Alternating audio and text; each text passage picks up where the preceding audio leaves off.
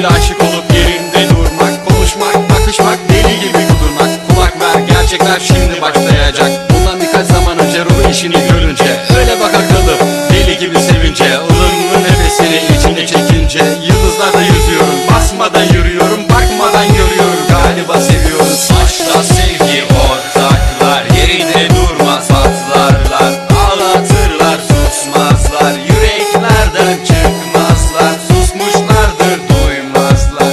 Aşkla sevgi ortaklar, yerinde durmaz patlarlar, ağlatırlar susmazlar, yüreklerden çıkmazlar, susmuşlardır duymazlar.